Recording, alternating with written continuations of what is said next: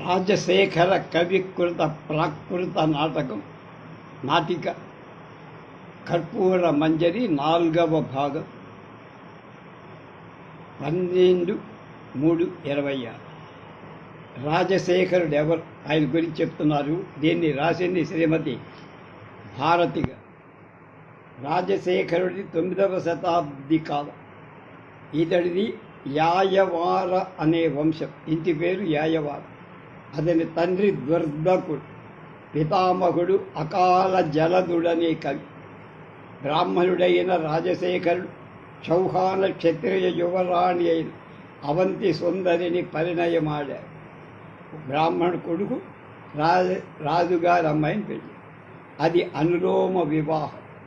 నాటి కాలానికి అది ఒక గొప్ప రెవల్యూషన్. అవంతి సుందరి కూడా గొప్ప కవయిత్రి. ప్రాచీన కవులలో రాజశేఖరునిలో కొట్టొచ్చినట్టు కనబడేది కవిత్వం ద్వారా కనబడి ఆయన వ్యక్తిత్వం. అదే ఆయన వ్యక్తిగత జీవితాన్ని అన్వయిస్తుంది. ప్రాచీన కాలంలో ప్రాకృత అపభ్రంశ వాంగ్మయాల సాహిత్యాలుగా మొదట భాషలుగా గుర్తించడమే గగనంగా ఉన్నప్పుడు వాటిని గుర్తించింది దండి కవి. రాజశేఖర్ ప్రాకృతాన్ని గుర్తించడమే కాదు, అందులో సత్తకాన్ని రచించారు.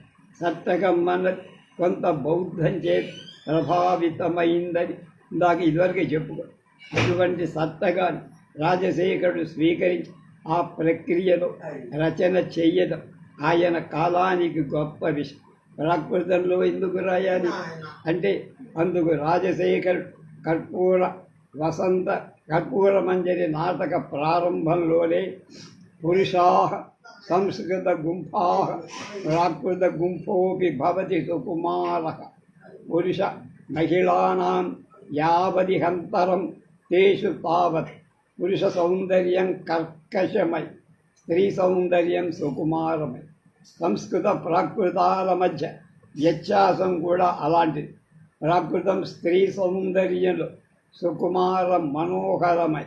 అంతేకాదు ఉక్తి విశేష కావ్యం భాషాయా భవతి సా భవత్. కావ్యం అంటే ఉక్తి విశేషం, భాష ఏది అన్న మీమాంస దగ్గరకు వద్దు అన్న. సాధారణంగా పండిత కవులకు కొంత అహంకారం ఉంటుంది, కొందరు కవులకు వినయమే భూషణంగా ఉంటుంది. రాజశేఖర్ ఈ విషయంలో విలక్షణమైన వ్యక్తి. ఆయన మనస్తత్వం ఈ 2 రకాల మనస్తత్వాల మధ్యన ఉంటుంది. ఈయన తను వాల్మీకి అవతారంగా చెప్పుకున్న బభూవ వాల్మీక భవ కవి పురా తతః ప్రపేదే భువి భర్తృమేందతాం స్థిత పునర్యో భవభూతిరేఖయా సవర్తతే సంప్రతి రాజశేఖరః బభూవ వాల్మీక భవః కవి పురా తతః ప్రపేదే భువి భర్తృమేందతాం స్థిత పునర్యో భవభూతిరేఖయా సవర్తతే సంప్రతి రాజశేఖర. ఆదికవి వాల్మీకి తర్వాత భర్తృమేంథుడుగాను ఆపై భవభూతిగాను జన్మించాడు. ఆపై ఇప్పుడు అతడే రాజశేఖరుడయ్యాడంట. పైకి కొంచెం స్వోత్కర్షణ పంపు కొట్టుకున్నట్టుగా స్వకుజమర్దనం అంటారు కనిపిస్తుంది. మరో కోణంలో ఇది కవి తనపై తాను చెప్పిన హాస్యస్ఫోరకమైన ఉక్తి అని కూడా అనిపిస్తుంది, లేదా ఆత్మవిశ్వాస ప్రకటన కూడా కావు. రాజశేఖర్ సరళ హృదయుడుగానే ఆయన కవిత్వం ద్వారా కనిపిస్తారు. ఆయన తన అహంకారంతో ఇతర కవులను దూషించినట్టు ఆక్షేపించినట్టు ఎక్కడా లేదు. కావ్యమీమాంసలో అటువంటివి కనపడవు. రాజశేఖర కవిలో కనపడి మరొక గొప్ప విశేషం స్త్రీలను అబ్రాహ్మణులను కవులుగా గుర్తించారు. లాక్షణికులలో ఆయనే ప్రముఖుడు. కవిత్వం భాష, లింగం, జాతి విషయాలపై ఆధారపడి ఉండదని చెప్పిన ప్రముఖ కవి.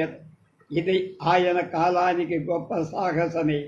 సరస్వతీ పవిత్రాణం జాతిస్తత్ర దేహినాం వ్యాసస్పర్ధీకులాలోభూత్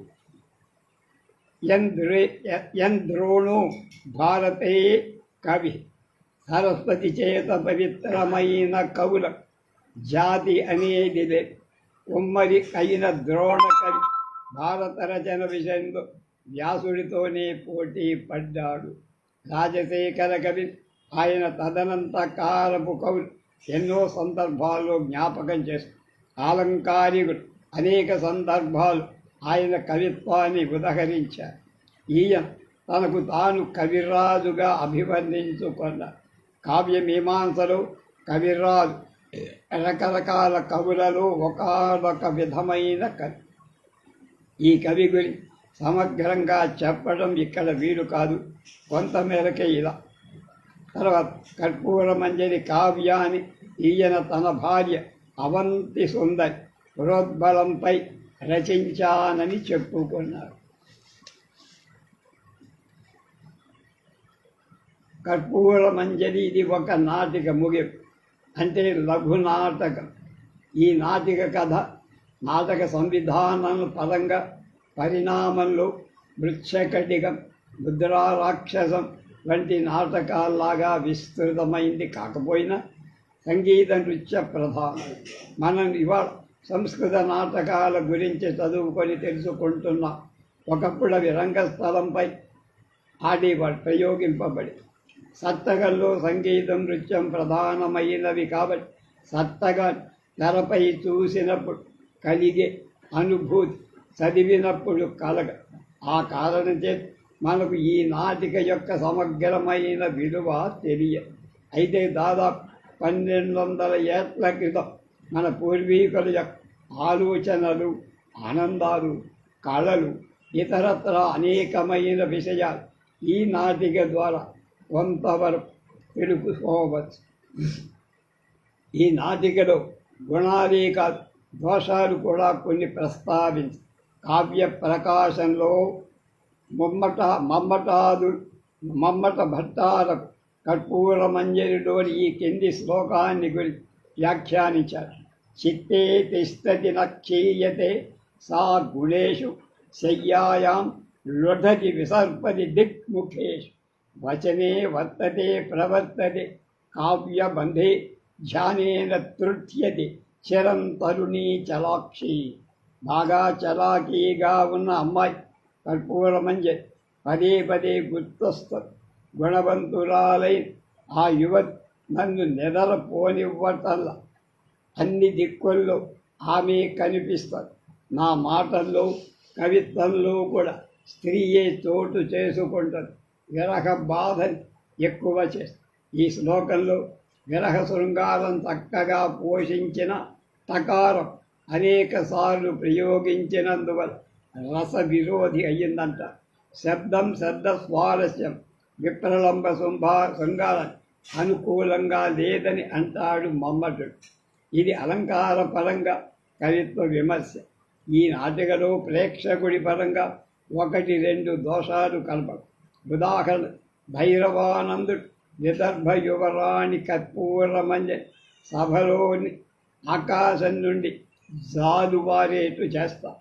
ఆ సమయంలో కవి ఆమె ఏకవస్త్రగా స్నానం చేస్తున్న సందర్భాన ఉన్న పళాన అంతఃపురం నుండి అదృశ్యం చేసి తీసుకువచ్చినట్టు ఇది కొంచెం ఎబ్బెత్తుగా ఉంది. అందులో శృంగారం సున్నితంగా లేదనిపిస్తుంది. అలాగే ఈ నాటకంలో మన్మధుడి ప్రస్తావన కూడా కొంచెం ఎక్కువ. చదువుతున్నప్పుడు ఇది కొంచెం పరీక్షించిన ఈనాటికి ధరపై ప్రదర్శింపబడేదని ఆనాడు నాటిక మధ్యలో నృత్య గీతాలు ఉండేవని గ్రహించి. ఏదేమైనా ఈ శతకం 1200 ఏళ్ల కిందటిదని మనం పెట్టుకో. 1000 ఏళ్ల క్రితం మన పూర్వీకుల అనుభూతులకు, ఆనందాలకు, ఆలోచనలకు, కళాభివ్యక్తి ఈ నాటిక ఓ చిన్న నిదర్శనం. ఆనాటి తరం సంస్కారాన్ని నేడు మనం చదువుకోవటంలో ఆనందం ప్రత్యేకమైంది కదా. చదవబోయేది కర్పూరమంజరి నాటకాన్ని సరళమైన తెలుగు రూపం చేసింది భారతి గారు. సాధ్యమైనంత వరకు వ్యావహారిక. ఇందులో గుణాలు ఆనాటికవి, దోషాలన్నీ అనువాద రచయిత అయిన ఈవెడి భారతి. ఈ ప్రయత్నం పాఠకులకు రుచిస్తుందని సమాజంలో ఒకప్పుడు వెలిగిన ఒక విలక్షణమైన నాటిక గురి, ఆ కాలపు రచనా సంవిధానం గురి, నాటి సామాజిక స్వరూపం పైన ఛాయామాత్రమైన అభిప్రాయమైన ఏర్పడుతుందని విశ్వాసమని దాదాపు 38 పేజీలు దీనికి ఉపోద్ఘాతంగా శ్రీమతి భారతి గారు రచించారు. ఇప్పుడు ఈ నాటికలో వచ్చే పాత్ర సూత్రధారుడు, అతడే ప్రధాన నటుడు, దర్శకుడు, డైరెక్టర్. నాందిని ప్రస్తావన కూడా రెండు అతడే నిర్వహిస్తాడు. పారిపార్శ్వకుడు, సూత్రధారుడికి అసిస్టెంట్ సహాయం. రాజు, చంద్రపాలుడనే రాజు నాటికకు కథానాయకుడు. విదూషకుడు, కపింజరుడు రాజుగారికి మిత్రుడు. భైరవానందుడు ఒక సిద్ధుడు. వైతాళికుడు, రత్నచంద్రుడు, కాంచనచంద్రుడు, కనకచంద్రుడు, మాణిక్యచంద్రుడు రాజుకు ఎప్పుడు పంపు కొడుతూ ఉంటారు. స్త్రీపాత్ర, నాయిక కర్పూర మంజరి, విదర్భ దేశ రాకుమారి. దేవి, రాణి విభ్రమలేఖ, మహారాజు ధర్మపతి. చేలి, విచక్షణ, మహారాణికి చెలికత్తే.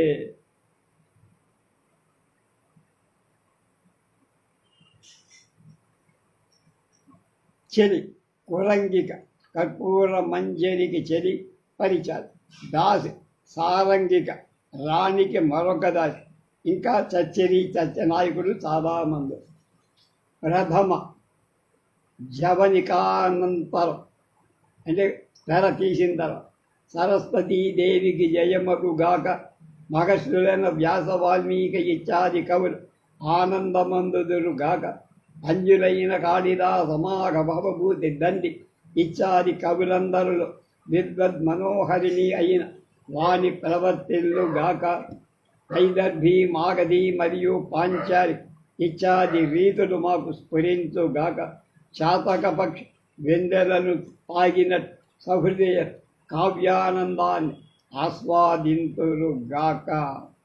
అలాగే ప్రేక్షకులకు మధురమైన కౌగిలింతలు లేని, శుంభనాది ఆడంబరాలు లేని, శరీరాంగాల ఒరిపిడి లేని కావ్యరసాస్వాదాలు ఎప్పుడూ లభించుగా, ఇంకా నెలవంకను అలంకరించుకున్నవారు, పరస్పర మోహ పరవశరైన వాడు, దేవతలందరికీ ఇష్టడు అయిన పార్వతీ పరమేశ్వరుడు సమాగమం మీకు ప్రేక్షక పాఠకులు సుఖాలను ఇవ్వుగాక. ఆయన శిరస్సుపై గంగను చూసిన ఉమాదేవి ఈర్ష్యతో కుపితురాలై పార్వతిని ప్రసన్నం చేసుకోవటానికి పరమశివుడు ఆమె పదముల వద్ద తలవంచి చంద్రబింబం అనే ముత్యాన్ని తన తలపై గంగతో శుద్ధి చేసి దోసిలితో ఆ గంగ సహితంగా పార్వతి చరణ కమలాలు అర్ఘ్యమిచ్చాడు శివుడు. నాంది తరువాత సూత్రధారుడు చుట్టూ చూసి ప్రేక్షకుల వైపు తిరిగి, నటులంతా ఆట నృత్యం మీద నిమగ్నమై ఉన్నట్టుంది. కొందరు దుస్తులు సరిచేస్తున్నారు, కొందరేమో పూలమాలలు చుడుతున్నారు, కొందరు తలపాగాలు తయారు చేస్తారు, కొంతమంది చిత్రపటాలు శుభ్రం చేస్తున్నారు.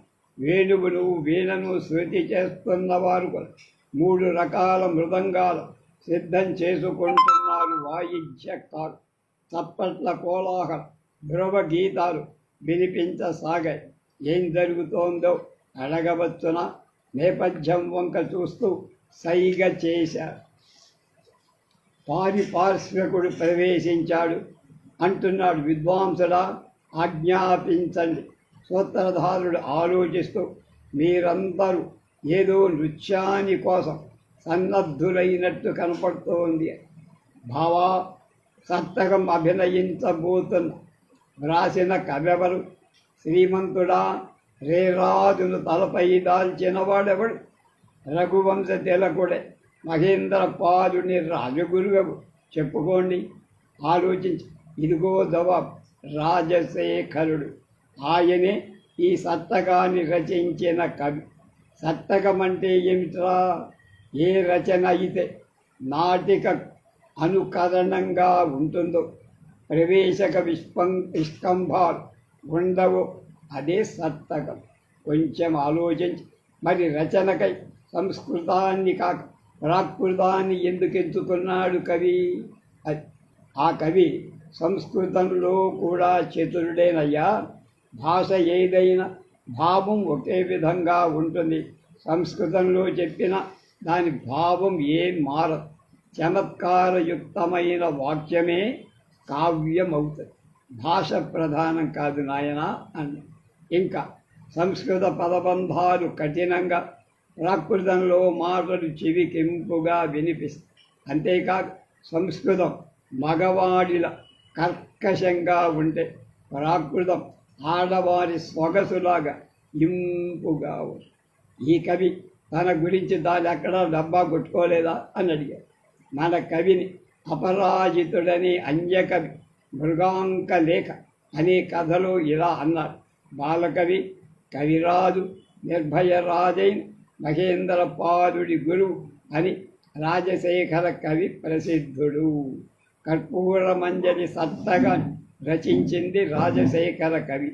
చంద్రుడు ఒక్క భూతలాన్ని మాత్రమే ప్రకాశింపజేస్తాడు. కానీ ఈ కవి తన నిష్కళంకమైన గుణాలతో 3 లోకాల వెలుగులు ఈనేటట్లుగా చేస్తారు. ఎవరి ఆజ్ఞపై ఈ ప్రదర్శన జరుపుతున్నారయ్యా మీరు? చౌహాన్ వంశకులంలో పుట్టింది రాజశేఖర కవిపత్ని అయిన అవంతి సుందరి తన పతి రచన ప్రదర్శించమని ఆజ్ఞాపించింది. ఎందుకంటే చంద్రపాల భూచంద్రుడు చక్రవర్తి కావడానికి కుంతల రాజ్యాధిపతి కర్పూర మంజరి పరిణయం చేసుకుంటాడు. ఈ ఉదంతాన్ని రసప్రవాహమైన ఈ శృంగార భరిత నాటకంలో చెప్పారు. అయ్యా, ఇక ప్రదర్శనకు ముందు నడిపిద్దాం. ఇదిగో మహారాజు, దేవేరి, ఇతర నటులు జవనికలు అంటే తెరలు వేచి ఉన్నారు అని వెనక్కి తిరిగి నిష్క్రమిస్తా. దీన్ని ప్రస్తావన అంటారు. మహారాజు, రాణి, విదూషకుడు, ఇతర నటులు వేదిక మీదికి వచ్చారు. అందరూ తమ తమ ఆసనాల మీద కూర్చున్నారు. దేవి, దక్షిణ దేశ రాకుమారి, నువ్వు ఈ వసంతకాలం ప్రారంభంలో ఎంతో మనోహరంగా కనిపిస్తున్నావు. ఎలా అంటే నీ పెదవిపై ఎర్రని లత్తుగా చిక్కగా లేదు. కురులకు సుగంధ తైలాన్ని దట్టంగా రాసుకోలా. ముఖంపై కుంకుమ రాగం అంతగా కనిపించడం. వేలు ముసుగులే. ఈ కారణాలతో శీతాకాలాన్ని తరిమేసి వసంతకాలం బలవంతంగా వచ్చిందనిపిస్తా. మహారాజా, నేను కూడా మీకు పోటీగా వసంత వర్ణన చెయ్యగలను సుమా అన్న. ఇదిగో చలికాలం ముగుస్తోంది కనుక స్త్రీ పురుషులిద్దరికీ దంతకాంతులు శోభిస్తారు. చందన దీపం కొంచెం చేసుకోవాలని మనస్సు పోతోంది దాని మీద. దంపతులు గృహ మధ్యలో పడుకుంటారు. వారి దుప్పటి చలి తగ్గటం మూలాలు పాదాల వద్ద పడి ఉన్నాయి. ఇంతలో నేపథ్యం వైతాళిక జయపూర్వ దిగంగనా భుజంగ చంపా చంపక కర్ణపూర లీలా నిర్జితరాఢదేశ విక్రమాక్రాంత కామరూప హరికేలి దేశంలో కేలి విహారం సలుపు శూర అసమానిత జాత్య సువర్ణ వర్ణ సర్వాంగ సుందర రమణీయ అపమానిత జాత్య సువర్ణ వర్ణ సర్వాంగ సుందర రమణీయ ఈ వసంతారంభం మీకు సుఖం కలిగించుగాక. ప్రస్తుతం పాండ్యదేశ పడతుల చెక్కిళ్ళ రోమాంచలం కలుగుతోంది. కాంచీదేశపు కామిని ప్రణయ కోపాన్ని 2 పూటల భంగం చేసేది. చోళదేశపు లలనామండలు అతి అపేక్ష కలిగించేది. ఇలాంటి ఒక చక్కని పాట పాండురంగడు, బాలకృష్ణ నటించిన పాండురంగడు రాఘవేంద్రరావు దర్శకత్వంలో వచ్చిందనుకుంటా. అది బాగుంటుంది పాట. చెదరగొట్టు కుంతల దేశ ఇంతులకు తమ ప్రియుల కౌగిలలో బంధింపచేసే అయిన మలయ పర్వత మందమారతం వీక్షిస్తారు. భైరొక వైతాడు సంపెంగ భూ మహారాష్ట్ర మానినుల చక్రిళ్లపై కుంకుమ రాగంగలగా ఎరుపు పసుపు రంగుల మిశ్రమంతో ప్రకాశిస్తూ మల్లె మొగ్గ కొంచెం మ్లానమైన పాలరంగుడు అంటే రంగు విడిసి కనిపిస్తూ గోధుగ పువ్వుల జన్ మధ్య తుమ్మెద నల్లగా ప్రకాశిస్తూ రసపానం చేస్తాడు. రాజు ప్రియా విభ్రమ లేఖ నువ్వు నన్ను నేను నిన్ను వసంత వర్ణాలతో మెప్పించుకుంటున్నాం. కానీ ఈ రత్నచంద్రుడు కాంచనచంద్రుడు తమ వర్ణనలతో మనలు ఇద్దరినీ మెప్పిస్తారు. తరుణలలో విలాసాన్ని గర్వాన్ని పుట్టించే మలయానిల మందానిలముతో నర్తిస్తున్న లతలని నర్తకీమణుల నాట్యం చేయించే కోకిల సమూహాల గొంతుకలలో పంచమ స్వరాన్ని ప్రేరేపించే మదనుడి విల్లు చేత కొట్టబడి ప్రేయసీ ప్రియుల మధ్య కోపాన్ని దూరం చేసే బాంధవుల నడుమ ప్రేమను ఉత్పన్నం చేసే వసుంధరాదేవి అన్న రమణి భూమి రమణి రూపంలో ఉన్న వసంతోత్సవాన్ని నిండు కళ్ళతో పూర్తిగా చూడు దేవి. వైతాళికుల మాట యుక్తమే దేవి. ఎందుకంటే తామ్రపంది నదిపై నుండి అల్లనల్లన వీస్తున్న చైత్రమాసపు పిల్లగారు లంకానగర సింహద్వారం తోరణాలను కదిలిస్తున్న అగస్త్యముని ఆశ్రమాన దక్షిణ దిశాభాగంలో కర్పూరపు తరుగులకు తాకుతూ సందన వృక్షాల గాలులపై మెల్లగా పల్లకీలో ఊరేగింపుగా వస్తున్న గిరియపు తీవలకు కమలపాకుల తీవలకు బాగా నర్తింపచేస్తారు. గాలికి గల శీతల మందగమన సౌరభ లక్షణాలను వర్ణించాడు.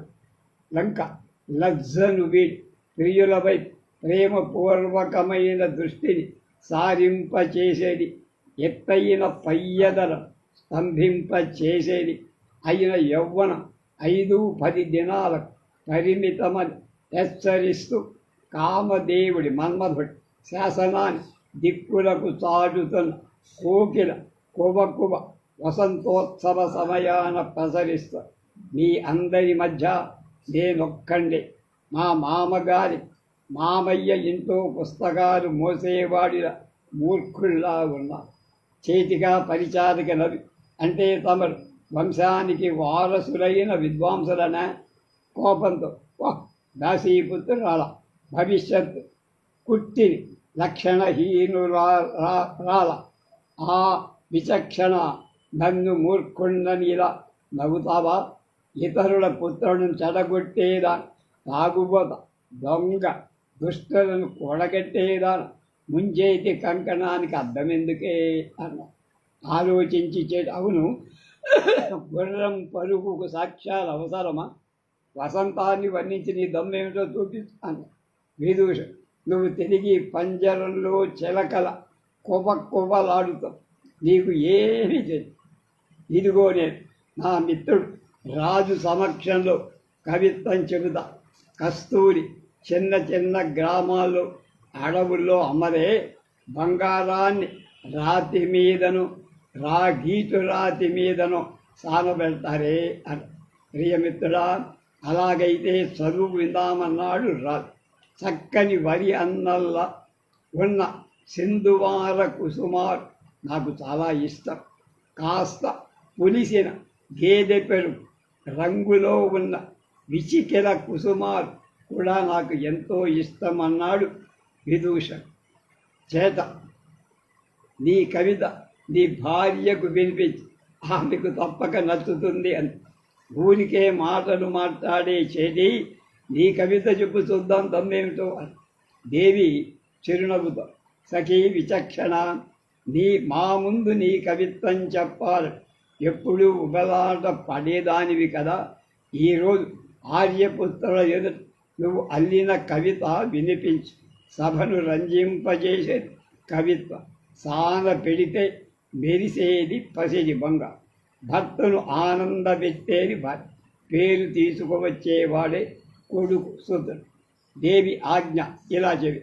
ఏ గాలులు లంకలోని సువేర పర్వత సానువులలో తత్తరపడ్డాయో, ఏ గాలులు సంభోగంలో అలసిన ఆడుపాముల విశాలమైన పడగల పంకొల చేత క్షీణింపబడ్డాయో, ఆ మలయ పర్వత చందన సుగంధాలు విరహిళుల నిట్టూర్పులతో శిశుత్వంలో మెల్లగా మొదలైన సమయం యవ్వనంలో తీవ్రంగా వీస్తున్నట్లయింది. రాజు తన చతురోక్తులతో విచక్షణ నిజంగానే విచక్షణ అనిపించింది. ఇంకే నువ్వు కవులకువే కవివి అన్నాడు రాజు. దేవి నవి కవులకు కలికితురాయిగా అమిరింది విచక్షణ అన్నాడు. విదూషకుడు కోపం అంటే మహారాణి అభిప్రాయం ప్రకారం విచక్షణ కవిత ఎంతో చతురంగా ఉంది. కపింజరుడు అధముడు అంతేనా? కోపించ కార్య కవిత్వమే కవికి చిరునామా. భర్త తిండి పుష్టి కేవలం తన భార్యకు ముచ్చ. భావం బాగున్నా చెప్పడం బాగోలేకపోతే పెద్ద చనుకట్టు ఉన్న స్త్రీ ముచ్చాలహారం వేసుకున్నట్టు, పెద్ద పొట్ట ఉన్న అమ్మాయి మేలు ముసుగు తొడిగినట్టు, చిన్న చిన్న కళ్ళ అంటే చైనా అమ్మాయిల సోగ చూపులతో చూసిన చింపిరి జుత్తుపై మాలతి పువ్వులు తురిమినట్టు, మెల్ల కన్ను కాటిక పూసినట్టు శోభించదే అన్న. చూడటానికి అందంగా ఉన్న నీ మాటలు ముచ్చటగా లేవు. మొలత్రాడికి ఇనుప గంటలు కట్టినట్లుగా, బట్టలు తరగేసి తొడుక్కున్నట్లుగా, మిసమిసలాడే అమ్మాయి ఒంటికి చందనం అలదినట్టుగా చాలా సారవిహీనంగా ఉన్నాయి. అయినా నువ్వొక్క కవివేగా అన్న. కోపం ఎందుకు ఆర్య? మీతో నేను తోగగలనా? మీకు అక్షరం తెలియకున్నా రత్నాలను లెక్కించగా నాకు అక్షర జ్ఞానం అబ్బిన బంగారు కొండను కాలేను అన్న. అలా నా గురించి మాట్లాడితే ధర్మరాజు గారి అన్నయ్య పేరు గల ముఖభాగాన్ని పిండెయ్యగల, చెవులు మెలేస్తాను. ధర్మరాజు అన్నవరు కర్ణుడు. ధర్మరాజు భ్రాతృనామ యుగళం అంటే 2 చెవులుని కర్ణాలంటాం. అది నేను కూడా ఉత్తర ఫల్గుని నక్షత్రానికి ముందున్న నక్షత్రం పేరుతో ఉన్న శరీర భాగాన్ని నరికేస్తాను. ఏమిటి? హస్తా నక్షత్రం అంటే నీ చెయ్యి నరికేస్తాను అంటే చేతిని నరికేస్తాను. మిత్రమా అలా అనకు రాదు. ఆమె వస్తుతః కవే. కోపంగా స్పష్టంగా ఎందుకు చెప్పారు? ఈమె హరిశ్చంద్ర, నందిచంద్ర, కోటి చంద్రవరము నిలబడ తగిందని అని. సరే అలాగే అన్నాడు రాదు. అలాగైతే వెళ్ళు.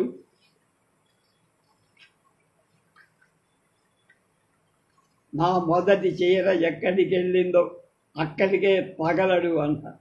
గొంతు పెంచి విదూష, నువ్వు మా అమ్మ పాల పళ్ళు పడిన చోటికి తగలడు అంటే చచ్చిపో. చేతిని బ్రాహ్మణుని ఒకే రకంగా చూడడం పంచగవ్యం అంటే తెలుసు కదా, ఆవు పాలు ఆవు పెరుగు కాదు. ఒకే పాత్రలో మదిర ఒకే పాత్రలో నింపడం లాభం. గవ్వల మాణిక్యాన్ని ఒకే విలువ కట్టడం లాగా. ఇదే జరిగిన చోట రాజకుటుంబానికి చాలా శుభమవుతుందిలే అని వేళకు. ఈ రాజకులం నుంచి నీకు శివుడి తలపై ఉన్న చిహ్నంతాలు ప్రయోగం మెడ మీద జరగని అర్ధచంద్రాకార ప్రయోగం అంటే మెడపై చేతిని పెట్టి నూకెయ్యటం. నీ ముఖానికి అశోక చెట్టు దోహదం ఏదైతే ఉందో అది తగలని. అశోక చెట్టు పూలు పూయకపోతే అందమైన అమ్మాయి కాళ్లతో తన్నిస్తా, దాని దోహదం. అలా కాలి తాప్ నీ ముఖానికి తగలని అని అర్థం. దాసీపుత్రులా విదూషకుడు. టేంకు కరాళిని టేంకాక రాళి ధనం దొంగిలించేదా, వీధులు తిరిగేదా, నన్ను అలా అంటావా? అలా నన్ను మహాబ్రాహ్మణుడు అన్నందుకు పాల్గొన మాసంలో మునగ చెట్టుకు పట్టిన గదే పట్టని. మొలగ చెట్టుకు చీడ పడుతుంది అంటే గొంగళి పురుగులు. శిశిరంలో మొలగ చెప్పుడు ఎండిపోతే చెట్టు పెరగడానికి ఆ కొమ్మల్ని కొట్టేస్తా. నీ పని కూడా ఎనుము ముక్కు పల్లె ప్రజలు పట్టించే గది ముక్కుకు కుట్టి అందులోంచి తాడు బిగించి దాన్ని స్వాధీనం చేస్తారు. అప్పుడు చేతి ఏమంటుందో రేపు తెలుస్తుంది.